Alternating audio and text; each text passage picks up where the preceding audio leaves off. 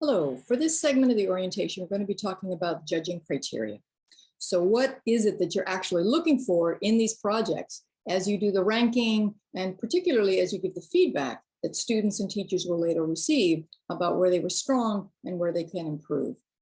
National History Day has created kind of a brand new revised judge sheet. There have been some revisions over the past few years that have greatly improved the judge sheet.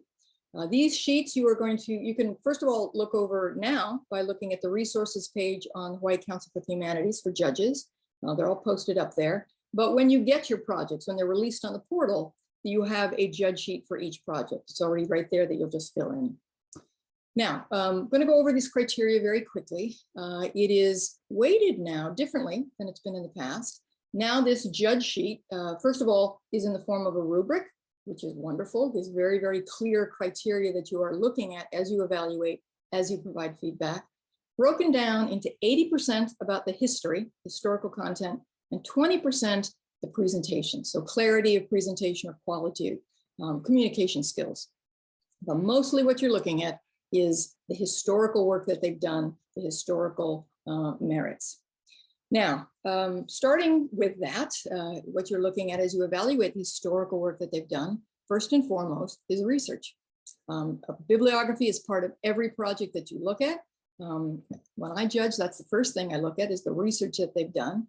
The criteria that they're supposed to apply and abide by is, first of all, and what you're evaluating, wide-ranging research. So not just one or two sources that they depend on entirely, but they've done a lot of research and used that research in their argumentation, and substantive research, right? Not superficial and weak secondary sources, but substantive wide-ranging research. A lot of that is the mark of a stellar project. Secondly, that they've done primary research. It is an expectation in History Day project that they have done primary research. The more the better. Most importantly, that it's not just listed there in the bibliography, but that you see the evidence of that primary research in the project itself, that's integrated. Specifically, it states that it helps to support the historical argument. So finding and using good secondary sources and primary sources is the starting point for your evaluation. Then you turn to the area of historical argumentation. This is a really big one, a big leap intellectually for students. This is where you absolutely can see the better project versus the ones that need a lot more work, the ones that are going on to state versus the ones that are not, is where students move beyond narrative, telling the story, and we find many projects where that's where they're focused, telling the story, to the next step of analyzing that story, analysis, saying something about it, coming to clear conclusions, a well-proven thesis, a strong conclusion, where they make comparisons, where they talk about causes and effects, etc. Now, narration is an important skill, and if students do a really good job telling the story accurately and a good story, commend them on that. But the better projects is where they move beyond that to saying something about that story, coming to conclusions. So there's a number of criteria related to historical analysis. There is historical argument, having a thesis or a claim that is supported with analysis and evidence. It's not just enough to assert things, you've got to prove it. So historical argument is an important criteria. Significance in history is another important criteria related to this idea of analysis, that, the so what about that topic. And certainly that is reiterated and emphasized and underlined in their conclusion, the significance of that topic in history. And also, of course, historical accuracy. That's a basic expectation, but an important one, that in making their argument, they're historically accurate. There are other elements of historical argumentation that are the more nuanced aspects of doing really good history. That is a historical context, that they place the topic that they've chosen in the larger context, that they show an understanding of time and place, why this event even took place, how it affected people. For example, if they're doing women's suffrage, you can't just start the project talking about Seneca Falls Convention. Like, why are these women there? What's going on? What's the status and lack of rights that women have that they're then pushing for? You have to talk about the status of women before you can talk about the movement of women's suffrage and women's rights in a broader context. So some understanding showing that understanding, explaining that to the audience, the reader of that historical context. Also, multiple perspectives. This we used to call balanced history. Now they have this terminology, and these criteria of varied perspectives are included throughout the project. They're not just talking about one side of any debate or topic, or just one group that was impacted, or just the good stuff that happened. That there's an understanding, they show an understanding. There's more than one way to look at an event.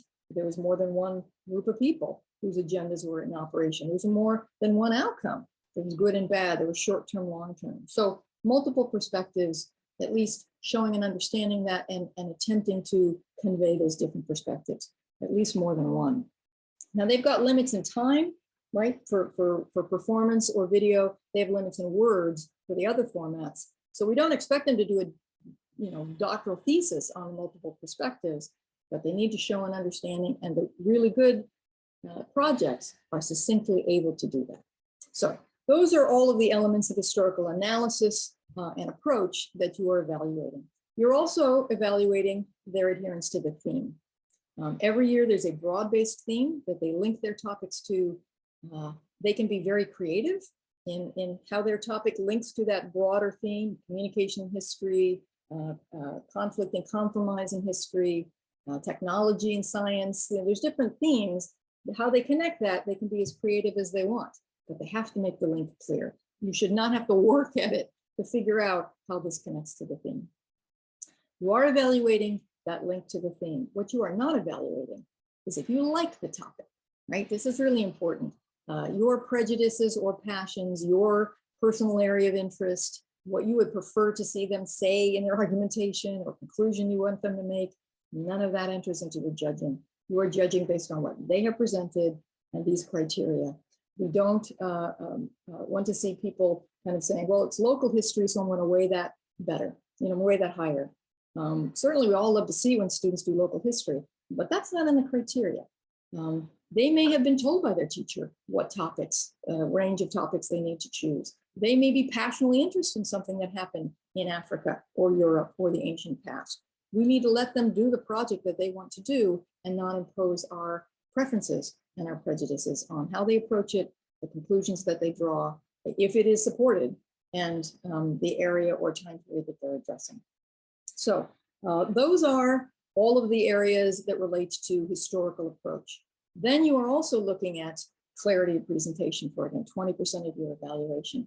Those are very straightforward and self-explanatory in the criteria. They have to do with written communication skills, technological prowess and usage. There's also a criteria there under clarity of student voice. And what that means is that what's coming through, what's clearly presented, is their voice, right? That this is not just a project where they cut and pasted, quoted a whole bunch of secondary sources and threaded it together, but did you actually see their working through it? You hear their voice somewhere in there of their analysis, their own words, that it's not just too dependent on everybody else's conclusions, and that becomes part of that clarity evaluation. Finally, there are rules associated with each format. Those are listed on each format's judge page, exhibit, performance, etc. Those are very self-explanatory. You would tick off those various boxes. Yes, you met that rule. No, you did not meet that rule. You do not disqualify if they violate rules, but it is weighed in your judging. And we'll talk more about that in the orientation itself. And you can talk to your judge coordinator if you have questions. You do not disqualify for anything except plagiarism. Just say they're out of the running. But if they've just broken a couple rules, but it's still just by far the better project, you can weigh that ranking and how much you take into account the breaking of that rule. So what we ask you to do is convey how well they did on that criteria, both through checking the rubric boxes. That's very important. But most important is that you give substantive comments.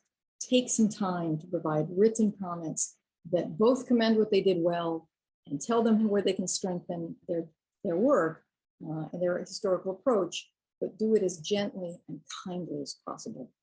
These students are getting kind of anonymous comments sent back to them from a judge they didn't even get a chance to meet. We do not want it to be a crushing, harsh, punitive experience. We want them to feel commended for what they did well And where you do point out how they could strengthen, we want them to learn from it, not be crushed by it. So take some time and really give that feedback as gently and constructively as you can related to these criteria.